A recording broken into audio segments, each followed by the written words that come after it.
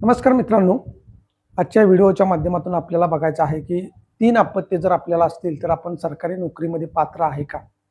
आता बरेचसे विद्यार्थी मला कॉल करतात, मेसेज करतात. त्या विद्यार्थ्यांना मी वारंवार काही सूचना देतो. पण तरीसुद्धा नवीन जी काही मुलं आहेत त्यांचा प्रश्न असतो. कारण मागचे व्हिडिओ विद्यार्थी बघत नाहीत. आणि म्हणून आज 3 अपत्यावरतीचा जो व्हिडिओ आहे किंवा ज्याला आपण लहान कुटुंबाचं प्रतिज्ञापत्र म्हणतो. तर याच्याविषयी सविस्तर आपल्याला आजच्या व्हिडिओमध्ये बोलायचं आहे. त्यामध्ये आपल्याला बघायचं आहे की हा जो 2005 चा जी-आर आहे, 28 मार्च 2005 चा जी-आर, या जी-आर मध्ये नेमकं काय सांगितलेलं आहे? 28 मार्च 2005 पूर्वी जर तुम्हाला 3 अपत्य असतील तर काय होणार आहे? 28 मार्च 2005 च्या नंतर जर तुम्हाला 3 अपत्य असतील तर तुम्हाला काय प्रॉब्लेम येणार आहे? त्यानंतर एखाद्या व्यक्तीला जुळे किंवा तिळे असतील तर काय होणार आहे? आणि मग तुमच्याकडे असणाऱ्या अपत्यांच्यापैकी जर एखादा मुलगा दत्तक गेला, मुलगी दत्तक दिली तुम्ही किंवा एखादा अपत्य तुम्ही दत्तक घेतलेलं असेल तर त्या कंडिशनमध्ये काय होणार आहे? हे आजच्या आपल्या या व्हिडिओमध्ये बघायचं आहे. तुम्हाला जर 3 अपत्य असतील तर तुम्ही सरकारी नोकरीमध्ये पूर्णपणे अपात्र आहे असं नाही. तुम्ही 3 अपत्य जरी असतील तरी तुम्ही त्या सरकारी नोकरीला पात्र आहे. परंतु त्याच्या काही टर्म्स आणि कंडिशन ठरलेल्या आहेत आणि त्याच आजच्या या व्हिडिओच्या माध्यमातून आपल्याला बघायच्या आहेत. परंतु तत्पूर्वी जर तुम्ही आमच्या चॅनेलवर नवीन असाल तर चॅनेलला लाईक करा, सबस्क्राईब करा आणि जास्तीत जास्त विद्यार्थ्यांच्यापर्यंत शेअर करा.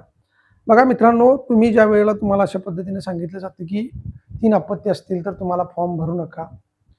नाहीतर मग तुमच्यावरती तक्रार होऊ शकते. परंतु तरीसुद्धा काही विद्यार्थी फॉर्म भरतात, अभ्यास करतात, आपला वेळ वाया घालवतात, पैसा खर्च करतात आणि शेवटी मग गावामध्ये कोणीतरी तक्रार करतं आणि त्या तक्रारीनंतर तुम्हाला ते पद या ठिकाणी गमवावं लागतं आणि बऱ्याच विद्यार्थ्यांच्या बाबतीमध्ये अशा घटना घडलेल्या आहेत. त्यांना 3 अपत्यासाठी आपलं पद सोडावं लागलेलं आहे. लक्षात ठेवा, तुम्हाला जरी असं वाटत असेल की 3 अपत्याची आपली चौकशी होणार नाही, आपण पोलीस पाटील होऊ शकतो किंवा कुठलीही परीक्षा देऊन आपण पास होऊ शकतो. तर तुमच्या खाली जो व्यक्ती असणार आहे 2 नंबरला, समजा तुमचं सिलेक्शन झालेलं आहे आणि वेटिंग लिस्टला जो 2 नंबरचा विद्यार्थी असतो किंवा जर पोलीस पाटील भरतीचं आपण उदाहरण घेतलं तर तुमच्या गावामध्ये दुसऱ्या क्रमांकाला जो व्यक्ती असतो तो तुमच्याबद्दल निश्चितपणे तक्रार करत असतो. मला तशा तक्रारींचे फोन येतात की सर, मी अशा पद्धतीने तक्रार करणार आहे. आमच्या गावातला एक व्यक्ती सिलेक्ट झालेला आहे परंतु त्याला 3 अपत्य आहेत तर मी त्याच्यावरती तक्रार करणार आहे. तर अशा गोष्टी होऊ नयेत म्हणून तुम्ही फॉर्म भरण्याच्या अगोदरच काही गोष्टी तुम्हाला माहीत असणं आवश्यक आहे. तेच आपल्या या व्हिडिओच्या माध्यमातून बघायचं आहे. तर चला मग सुरुवात करूया. तर मित्रांनो बघा, 28 मार्च 2005 च्या पूर्वी तुम्हाला कितीही अपत्य असतील तरी तुम्हाला सरकारी नोकरीपासून कोणीही अडवू शकत नव्हतं. परंतु 28 मार्च 2005 ला एक जी-आर लागू झाला आणि या जी-आर मध्ये स्पष्टपणे असं नमूद करण्यात आलं की 28 मार्च 2005 च्या नंतर जर तुम्हाला 3 अपत्य असतील तर तुम्ही या भरती प्रक्रियेमधून पूर्णपणे अपात्र असणार आहे. लक्षात ठेवा, पूर्णपणे अपात्र असणार आहे. कधी? जर 2005 च्या नंतर, जर 2005 च्या नंतर तुम्हाला 3 अपत्य असतील तर तुम्ही या भरती प्रक्रियेतून पूर्णपणे अपात्र असणार आहे. लक्षात ठेवा. पण जर 2005 च्या पूर्वी 2005 च्या पूर्वी जर तुम्हाला 3 अपत्य असू, 4 अपत्य असो, 5 अपत्य असो, कितीही तुम्हाला अपत्य असतील जर 2005 च्या पूर्वी, तर मात्र तुम्ही या भरती प्रक्रियेमधून अपात्र होत नाही. तर तुम्ही त्या कंडिशनमध्ये काय असणार आहे? पात्र असणार आहे. म्हणून जे विद्यार्थी हे व्हिडिओ पाहत असतील त्यांनी लक्षात ठेवायचं आहे की 2005 च्या पूर्वी जर तुम्हाला 3 अपत्य असतील तर तुम्ही या भरती प्रक्रियेसाठी पात्र आहे. तुम्ही अजिबात अपात्र नाही. परंतु 2005 च्या नंतर 28 मार्च, समजा 28 मार्चला हा जी-आर लागू झाला. 28 मार्च 2005 ला हा जी-आर लागू झालेला आहे आणि 29 मार्च 2005 ला जर तुम्हाला तिसरं अपत्य असेल तर तुम्ही या भरती प्रक्रियेमधून काय असणार आहे? अपात्र असणार आहे. तुम्हाला तशा पद्धतीने 3 अपत्य चालणार नाहीत. कारण जी-आर कधीचा आहे? 28 मार्च 2005 चा आहे. त्यामुळं 29 मार्च 2005 ला जरी तुमचा अपत्य जन्माला आलेला असेल तरी सुद्धा तुम्ही या भरती प्रक्रियेमधून बाद असणार आहे. कोणतं अपत्य? तिसरं अपत्य जर तुमच्या म्हणजे पोटी जन्म घेतला असेल, जर तिसरं अपत्य तुमच्या घरामध्ये जन्माला आला असेल तर मात्र काय असणार आहे? तुम्ही या कंडिशनमध्ये बाद असणार आहे. तुम्हाला या भरती प्रक्रियेमध्ये सरकारी नोकरीचा लाभ घेता येणार नाही. ही गोष्ट स्पष्टपणे या ठिकाणी नमूद आहे, तुम्हाला लक्षात ठेवायचं आहे. मग 2005 च्या पूर्वी जर तुम्हाला किती अपत्य असतील तर चालतील, परंतु 2005 च्या नंतर तीन अपत्य असतील तर तुम्ही अपात्र आहे हे आपण आताच बघितलेलं आहे. परंतु काही कंडिशन आहेत की त्या कंडिशनमध्ये तुम्ही तीन अपत्य जरी तुम्हाला असतील तरी सुद्धा तुम्ही त्या भरती प्रक्रियेमध्ये पात्र असणार आहे. मग त्या कंडिशन कोणत्या आहेत ते आपल्याला बघायचं आहे. समजा जुळे किंवा तिळे असतील. आता हा जो GR आहे तो कधी लागू झाला तर 28 मार्च 2005ला या ठिकाणी काय झालेलं आहे, लागू झालेला आहे. समजा तुम्हाला 2004 मध्ये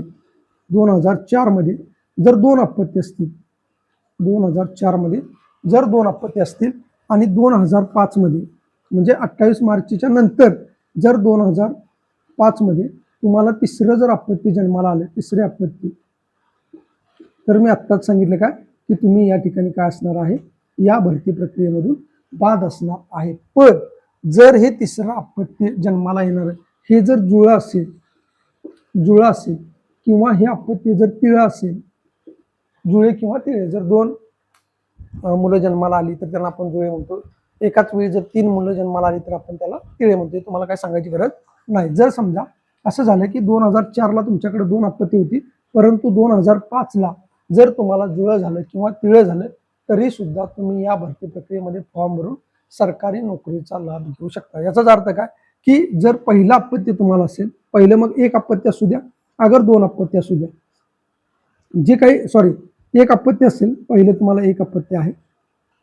इथं जरा थोडंसं मी चुकीचं सांगितलं तुम्हाला की 2004 मध्ये जर समजा दोन अपत्य असतील तर तुम्हाला तिसरं अपत्य जन्माला घालता येणार नाही. लक्षात ठेवा, तिसरं अपत्य तुम्हाला अजिबात जन्माला घालता येणार नाही. परंतु इथं जर एक अपत्य असेल आणि 2005 मध्ये जर तुम्हाला या ठिकाणी जुळं किंवा तिळं झालेलं असेल तर मात्र काय करायचं आहे, त्या कंडिशनमध्ये तुम्ही त्या भरती प्रक्रियेसाठी पात्र असणार आहे. लक्षात ठेवा, मी मगाशी तुम्हाला सांगितलं, चुकून माझ्याकडनं ती मिस्टेक झालेली आहे, चुकलेलं आहे. तर लक्षात ठेवा, जर पहिल्यांदाच दोन अपत्य असतील, जर तुम्हाला दोन अपत्य असतील 2004 मध्ये, तर 2005 मध्ये तुम्हाला तिसरं अपत्य जन्माला घालता येणार नाही.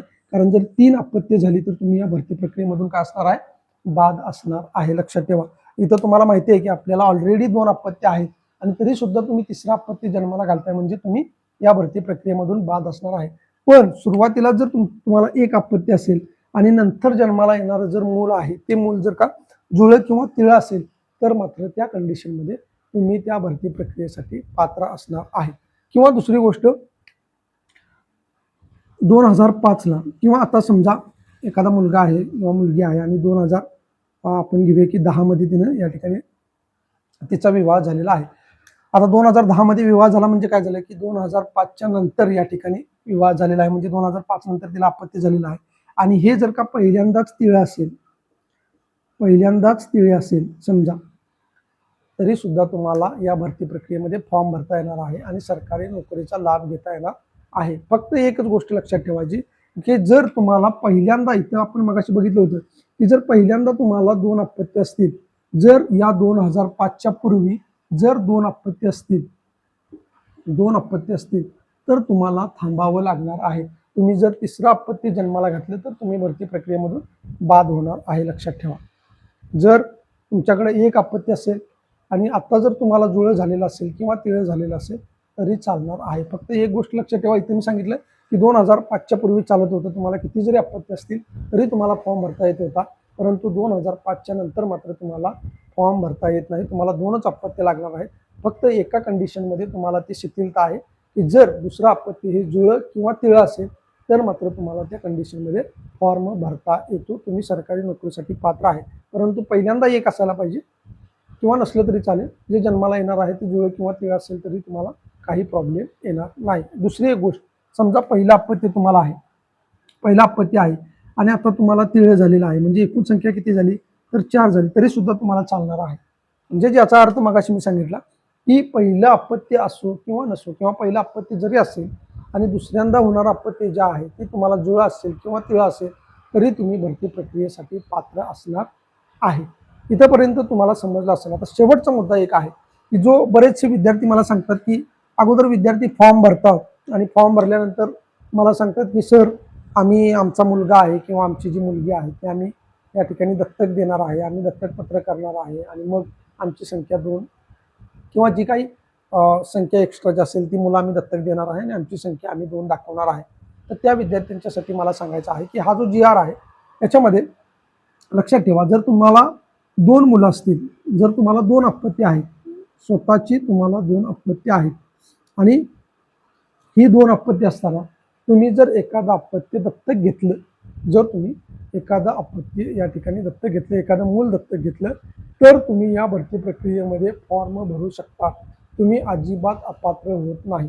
तुम्हाला ऑलरेडी 2 मुलं आहेत, परंतु दुसऱ्याच मूल एखादं दत्तक घेतलेलं आहे. काही मुलं आपल्या समाज व्यवस्थेमध्ये तुम्ही बघताय की मुलगा वंशाचा दिवा असं काही लोकांचं मत असतं. मग काय करतात की समजा एखाद्या व्यक्तीला जर 2 मुली असतील तर एखादा मुलगा दत्तक घेतला जातो, किंवा एखाद्या व्यक्तीला जर 2 मुलं असतील म्हणजे 2 मुलगी असतील तर त्यांना वाटत असतं की मुलगी सुद्धा आपल्याला हवी आहे.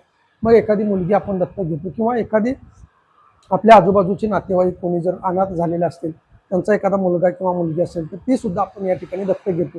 मग समजा की पहिल्यांदा 2 अपत्य आपल्याला होती आणि एखादं मूल आपण दुसऱ्याचं दत्तक घेतलेलं आहे, तर अशा कंडिशनमध्ये सुद्धा तुम्ही सरकारी नोकरीसाठी पात्र आहे, तुम्ही अपात्र होत नाही. परंतु तुमचं मूल, तुमच्याकडे समजा 3 मुलं आहेत, 3 अपत्य तुम्हाला आहे आणि त्यातला जर एखादा मुलगा किंवा मुलगी तुम्ही दत्तक देण्याचा प्रयत्न करत असाल, तर असा नियम मात्र या GR मध्ये कुठंही नाही. तुम्हाला त्या कायदेशीर प्रक्रियेला या ठिकाणी सामोरं जावं लागेल. एखाद्या व्यक्तीनं तक्रार केली किंवा काय झालं तर ते डिपेंड आहे की तिथले अधिकारी लोक काय निर्णय घेतील याच्यावरती. परंतु असा कुठलाही निर्णय नाही की तुम्ही तुमच्याकडे असणारी 2-3 अपत्य जर 3-4 अपत्य असतील तर त्याच्यातलं एखादं अपत्य तुम्ही दत्तक दिलं म्हणजे तुम्ही सरकारी नोकरीला पात्र आहे. दत्तक दिलं तर तुम्ही सरकारी नोकरीला पात्र आहे याची शाश्वती नाही, परंतु दत्तक घेतलं तर ते चालू शकतं. तुम्ही सरकारी नोकरीसाठी पात्र आहात, तुम्हाला कोणीही अडवू शकणार नाही. परंतु तुम्ही जर आपला मुलगा किंवा आपली मुलगी नोकरी लागण्याच्या अगोदर जर दत्तक देत असताल तर त्याच्यावरती सुद्धा कारवाई होऊ शकते, कारण तसा कुठलाही स्पष्ट GR या ठिकाणी उपलब्ध नाही, किंवा तसं अजिबात कुठेही या GR मध्ये म्हणलेलं नाही की तुम्ही एखादा मुलगा दत्तक दिला तर त्याच्यामध्ये शिथिलता येईल. दत्तक घेतला तर शिथिलता आहे, तुम्ही सरकारी नोकरीसाठी पात्र आहे. परंतु दत्तक जर दिला तर तुम्ही पात्र व्हाल याच्याबाबत कुठेही स्पष्टता नाही. त्यामुळे ते तुमच्यावरती डिपेंड आहे, त्या अधिकाऱ्यावरती डिपेंड आहे. मग तुम्हाला पुढच्या कायदेशीर प्रक्रियेला या ठिकाणी सामोरं जावं लागणार आहे. तर तुम्हाला समजलं असेल की 2005च्या पूर्वी जर तुम्हाला कितीही अपत्य असतील तर तुम्ही फॉर्म भरू शकता. तुम्हाला कोणीही या फॉर्म भरण्यापासून अडवू शकत नाही.